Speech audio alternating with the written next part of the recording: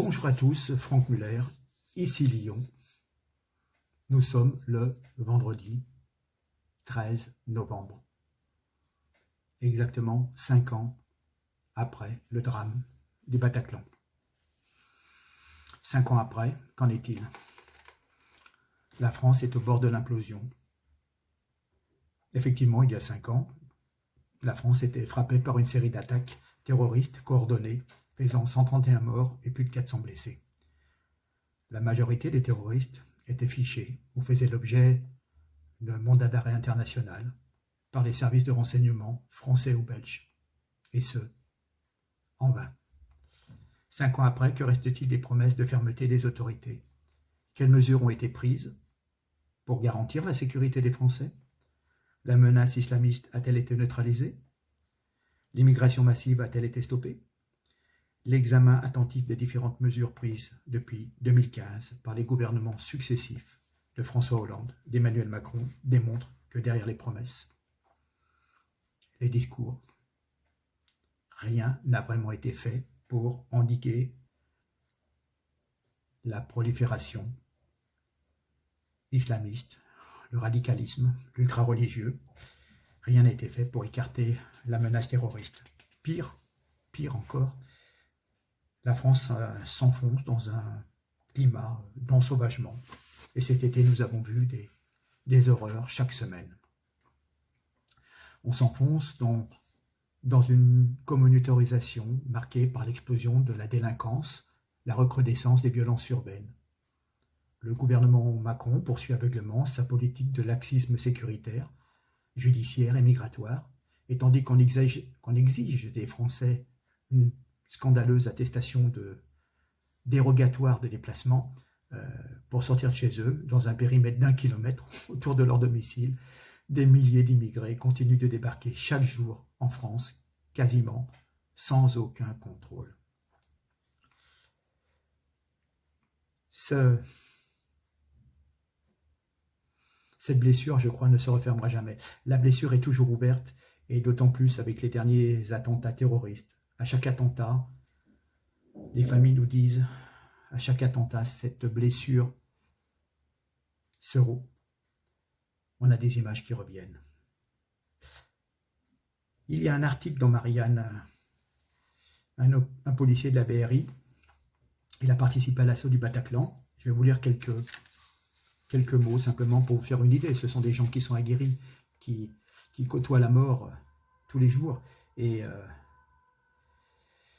ce monsieur est en première ligne. Il fait partie d'une équipe d'élite de 20 policiers qui s'apprête à pénétrer cette salle du Bataclan. Il nous dit qu'il y avait un homme blessé à la sortie de secours. À l'angle de la rue, on voyait 3 corps, raconte-t-il, à Marianne. Cette intervention me marquera au fer rouge jusqu'à la fin de ma vie. À pas de loup, la colonne de la BRI franchit la porte vitrée du 10 boulevard Voltaire. C'est un charnier, des monticules de corps. Au départ, je croyais que tout le monde était mort à l'intérieur, mais non. Dans ce véritable cimetière, de la vie surgit encore, des voix chuchotent, des mains se lèvent et touchent les pieds des policiers, tandis qu'ils progressent dans le noir. Il y a ce blessé dont un membre a été déchiqueté par une balle, ces 2 corps d'adolescentes. Oui. Excusez-moi, c'est l'émotion d'adolescentes pleines de vie qui se serrent l'une l'autre enlacées pour l'éternité. Il y avait tellement de jeunesse. J'ai vu le carnage que c'était. J'ai eu un moment de sidération. On est des êtres humains. Si on peut avoir de la frousse, de l'anxiété, on en revient vite parce qu'à tout moment, tu peux te faire tirer dessus. Voilà. Alors, je vais passer à un appel du Bataclan que m'avait envoyé Patrick Jardin, le père de Nathalie Jardin, décédé au Bataclan. Avant, je vais vous passer une dizaine de secondes un extrait d'un rappeur belge qui s'appelle Maka, qui se moque royalement, qui se réjouit de la décapitation de Samuel Paty. Il y en a plein dans nos banlieues comme ça, sur fond de rap, de voitures qui brûlent. Voilà, alors, il s'appelle Maka, il serait belge. Alors, Maka, c'est Mecca, la Mecque, donc ça peut être un parallèle donc à l'islam, ou Maka, c'est aussi une tribu du Cameroun. Donc ce monsieur est noir, donc on ne sait pas entre lesquels des deux, c'est le total des deux. Voilà, je vous laisse et je reviens pour l'appel du Bataclan. A tout de suite, merci.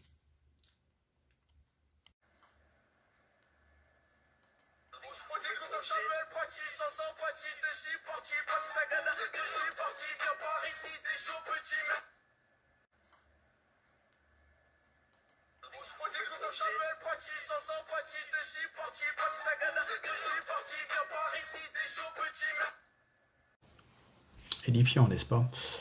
Bien, donc cet appel du Bataclan pour le 13 novembre. Écoutez bien, ce sont les paroles de M. Patrick Jardin, auteur du livre « Pas devant les caméras ». Rappelez-vous, Manuel Valls avait dit à ce monsieur, un peu de pudeur monsieur, pas devant les caméras, parce qu'il pleurait évidemment sa fille décédée, Nathalie. Écoutons-le. Mes chers compatriotes, il y a 5 ans, le 13 novembre 2015, je perdais ma fille assassinée dans la salle de spectacle du Bataclan par des monstres islamistes. Depuis, je n'ai eu de cesse de lutter contre l'islam, que certains appellent encore islamisme, qui tue nos concitoyens alors que les responsables politiques n'ont rien fait pour répondre aux tueurs islamiques. Après Charlie Hebdo et l'hypercachère, ils n'ont rien fait. Après la décapitation d'Hervé Cornara, ils n'ont rien fait. Après le Bataclan, ils n'ont rien fait. Après le massacre de Nice, ils n'ont rien fait. Après l'assassinat de 2 policiers chez eux, devant leur enfant de 3 ans, ils n'ont rien fait. Après l'assassinat d'un policier sur les Champs-Élysées, ils n'ont rien fait. Après la décapitation du père Hamel, ils n'ont rien fait. Après l'assassinat des 2 jeunes filles devant la gare de Marseille, ils n'ont rien fait. Après l'assassinat d'Arnaud Beltrame, ils n'ont rien fait. Après la fusillade au marché de Noël à Strasbourg, ils n'ont rien fait. Après l'assassinat d'un homme dans un parc à Villejuif, ils n'ont rien fait. Après l'assassinat cet été à Romans-sur-Isère de 2 hommes dont un père devant son fils de 12 ans, ils n'ont rien fait. Après l'attaque à la machette de vol dans les anciens locaux de Charlie Hebdo, ils n'ont rien fait. Après la décapitation de Samuel Paty, ils n'ont rien fait. Après l'assassinat de 3 personnes dans la basilique de Nice, ils ne feront rien. On nous a promis l'expulsion de 231 personnes qui étaient déjà prévues d'être expulsées. À ma connaissance, seuls 14 l'ont été. On nous a promis la fermeture de certaines mosquées salafistes. Seule une, à ce jour, l'a été et encore pour seulement 6 mois. On nous a promis la dissolution d'associations islamiques dont le CCIF. Seule une l'a été à ce jour. La situation est grave et par respect pour les victimes et leurs familles, il est indispensable de prendre immédiatement des mesures pour faire cesser ces tueries. Nous ne pouvons pas rester passifs devant les 270 morts depuis janvier 2015. Les attentats continuent et même s'accélèrent. Nous sommes en train de passer, avec ce djihad individuel, de parfois un attentat par semaine à presque un attentat par jour. Le gouvernement reste dans une posture de déni face à la guerre qui nous est faite. C'est intolérable. La justice semble nous avoir trahis. Elle semble s'être donnée à nos ennemis. Et les forces de police, de gendarmerie sont laissées sans direction, sans ordre efficace, offertes en pâture aux barbares, alors qu'il paraît indispensable d'appuyer la mobilisation des forces de l'ordre et de l'armée contre l'envahisseur. Constatant la carence constante, persistante, coupable et criminelle de ceux qui ont la charge de la défense et de l'avenir de notre peuple, je vous lance cet appel, mes chers compatriotes, mes frères, pour dire non avec moi aux assassins et aux barbares. J'en appelle à vous, mes compatriotes, hommes et femmes de cœur, de bonne volonté, d'honneur, de courage, comme lors de notre lutte contre le concert abject, rappelez-vous, de Médine au Bataclan. C'est lourd, hein. Je vous invite à exiger avec moi la mise en place de plusieurs mesures de bon sens immédiates. La reprise en main des Français volontaires pour assurer la sécurité de nos femmes, de nos enfants, de nos aînés et de nos lieux de culte par la création d'un comité de garde national, sous l'autorité et en parfaite symbiose avec nos services de police et de gendarmerie, après avoir constaté qu'en ce domaine, l'État est incapable de nous apporter la sécurité qu'il doit à chaque Français. L'État à qui le peuple français a transféré le monopole de violence légitime pour assurer sa sécurité. Cet État qui a rompu unilatéralement ce contrat a trahi la Constitution qui le dit au peuple en l'abandonnant sans défense à la violence et à la barbarie. Dans ce cas, le peuple est parfaitement légitime pour retrouver par lui-même sa sécurité. Première condition sine qua non de toutes les libertés. Une autre mesure, la fermeture de nos frontières aux envahisseurs qui ne fuient pas leur pays en guerre, mais viennent chasser sur notre sol toutes les aides sociales qui ne devraient être réservées qu'aux seuls Français. La proclamation de l'état d'urgence afin que nos forces de l'ordre puissent, sans justificatif, procéder à des perquisitions, ce qui avait permis en 2015 la récupération de plusieurs centaines d'armes.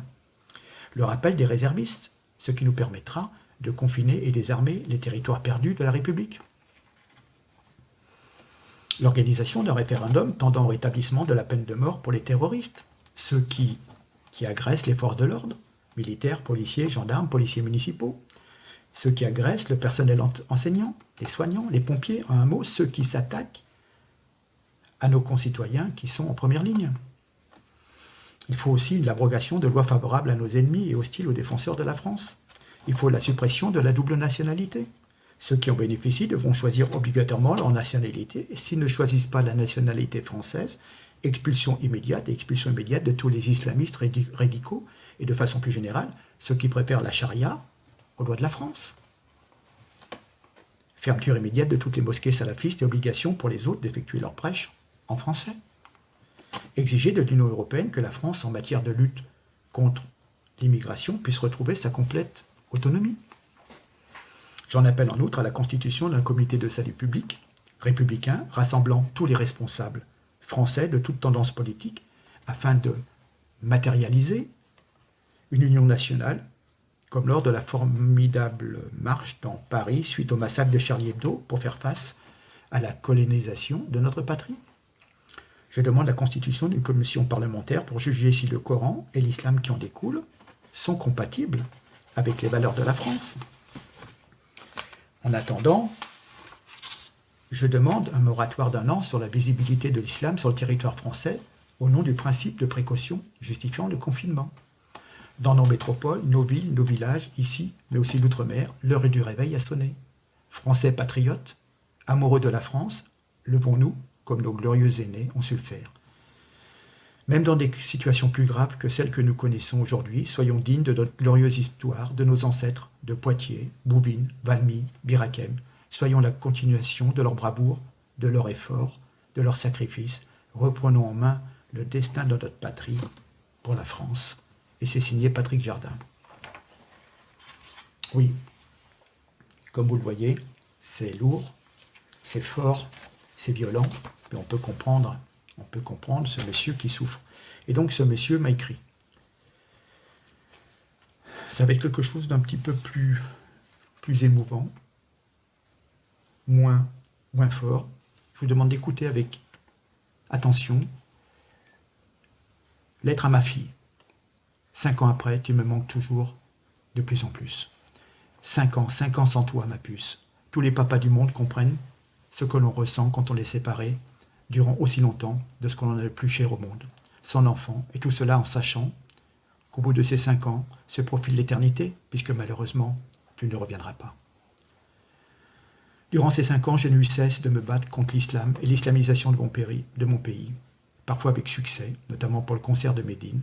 Mon livre, pas devant les caméras, parfois avec beaucoup plus de difficultés, notamment comme avec mes relations et l'existence avec la presse, qui font tout pour m'ignorer et qui systématiquement me tournent le dos. Cela en devient écœurant et décourageant. Qu'ils se méfient d'ailleurs, comme si par hasard les mouches venaient à changer d'âne, ils pourraient tous finir sur les bancs de l'Agence pour l'emploi, et comme ils ne savent pas faire grand-chose. Écoutez bien. Hier, comme il y a 5 ans, presque jour pour jour, je regardais le match de l'équipe de France qui jouait contre la Finlande, cette fois. Alors qu'il y a 5 ans, c'était contre l'Allemagne. Après la diffusion de ce match, on nous a diffusé un documentaire sur Antoine Griezmann. Quel courage a eu ce garçon, quitté ses parents à 12 ans. Les gens ne voient sur les footballeurs que le montant affiché au bas de la fiche de paye, mais rarement les sacrifices consentis pour en arriver là. Moi, je sais à quel point c'est difficile et qu'il y a beaucoup d'appelés pour peu d'élus. Mais je ne t'aurais jamais parlé de lui si sa sœur n'avait pas été, ce triste soir, elle aussi, au Bataclan. Et elle a eu la chance de s'en sortir, vivante. Je suis très content pour eux, mais j'ai honte, car je les envie. Pourquoi je n'ai pas eu cette chance? Je suis très content pour eux, d'autant que cela a l'air d'être des gens sains et de bonnes personnes. Mais qu'ai-je fait, moi, et les parents des autres victimes, pour mériter un tel drame? J'aspirais à passer une retraite paisible après une vie professionnelle bien remplie, et à peu près réussie. J'aspirais profiter de mes enfants et de mes petits-enfants, ayant déjà subi la perte de ta maman, ce qui n'a pas été simple non plus. Certains me critiquent d'avoir la haine, d'être devenu islamophobe. Eh bien oui, je suis islamophobe. Je le revendique haut et fort. J'exècre les islamistes et tous ceux qui ont à voir avec cette secte mortifère qu'est cette merde d'islam. Comment pourrait-il en être différemment? Et qu'on vienne me dire quelque chose, ils sauront à qui parler. Je ne suis pas fait du même bois que ce nullissime journaleux que plus personne n'écoute à force de divulguer des conneries, de soutenir cette thèse islamique, et qui préfère tes assassins aux identitaires, comme si les identitaires avaient déjà commis des meurtres. Mais voilà, ce nain est aveuglé par des tests pourris, islamo-gauchistes, indécrottables. Je vous répète, c'est une lettre qu'il m'a adressée. Je ne rêve que d'un gouvernement qui expulse toute cette merde de notre beau pays. Jamais je ne pourrai leur pardonner de ce qu'ils ont fait. Lorsque je pense à tous ces bien-pensants, que sont Saline, Naudin, Léris, Hidalgo, pour ne citer deux, qu'il me vient des envies de gerber. Comment ne peut pas être aussi taré, aussi vil, aussi malhonnête, ne serait-ce que vis-à-vis des gens qui n'ont pas eu la chance de s'en sortir? C'est un manque de respect, caractérisé, inadmissible, mais ce sont eux qui doivent avoir raison, ils se font la une des journaux télévisés, et pas moi. Heureusement, suite à mon appel, je me rends compte que je ne suis pas seul, loin de là, et que je dois continuer avec ou sans les merdias, pour toi ma puce, mais aussi pour toutes les victimes de cette secte de merde qu'est l'islam. Et même si dans ce jour, ô combien douloureux, je n'ai pas trop le moral, je sais que je ne lâcherai jamais, quoi qu'il fasse. Demain, à cause de ce confinement idiot et inutile qui ruine notre pays, je ne pourrai même pas venir te voir au cimetière. J'ai voulu faire envoyer des fleurs, les fleuristes sont fermés. J'ai honte, ma fille, de ne pouvoir venir te voir car cela m'est très difficile. Mais crois-moi, je ne suis pas responsable de cette situation et tu ne peux pas imaginer à tel point comme je la regrette. Demain, ça sera la commémoration présidée par cette saloperie d'Hidalgo qui n'hésite pas à subventionner des associations islamiques comme la FASTI qui a justifié les attentats de Charlie Hebdo et du Bataclan. Voilà à quel point ces ordures peuvent être abjectes. De toute façon, je ne me serai jamais rendu à leur mascarade. Oui, quelle souffrance. Je ne me serais jamais rendu à leur mascarade de peur d'être sali par la présence de toutes ces ordures. En plus, toutes les chaînes de télé y vont ou vont y aller pour le reportage sur ces attentats, bien entendu, se gardant bien de dire la vérité, et rien que la vérité, rendant leur action encore plus abjecte. Et là non plus, je ne suis pas invité. Les intervenants sont tous triés sur le volet et sont tous dans la bien-pensance et ne disent que des choses banales, inintéressantes et qui ne risquent pas de discréditer tous ces salopards de politiciens. Et cela ne risque évidemment pas de choquer le bon peuple français qui regarde sa télé bien au chaud, dans leur canapé, de façon à ne pas faire de vagues. Alors évidemment, Patrick Jardin, qui n'a pas sa langue dans sa poche, n'y est pas le bienvenu. Dans un de ses reportages, j'ai même pu voir cet ancien ministre de l'Intérieur, dont je suis certain qu'il savait ce qui allait arriver, le dénommé Kazbid, avoir un petit rictus au coin des lèvres, comme s'il était satisfait de son incompétence et de ce qui était arrivé. Quel manque de respect. Nos hommes politiques proviennent désormais de la lie de la société. Tu vois de quoi te foutre la gerbe jusqu'à la fin de ta vie, mais rira bien qui rira le dernier.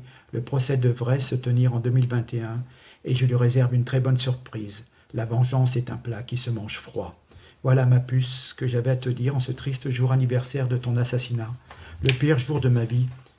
Excuse-moi de n'avoir pu venir devant ta tombe. Mais sache que chaque jour je pense à toi, et je pleure seul en silence, car ton absence me pèse. Chaque jour davantage, alors que même si les Français sont aveugles, et même si nos politiques sont complices de cet islam qui tue chaque jour, je continuerai, quoi qu'il m'en coûte, de lutter jusqu'à ce que cet islam soit éradiqué de notre beau pays. Je t'embrasse tendrement et tu restes quotidiennement dans mes pensées. Ton papa qui t'adore. Voilà. Je voulais,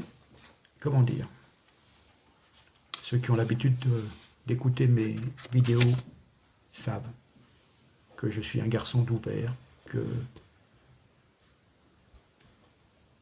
je tends la main à toute personne qui vient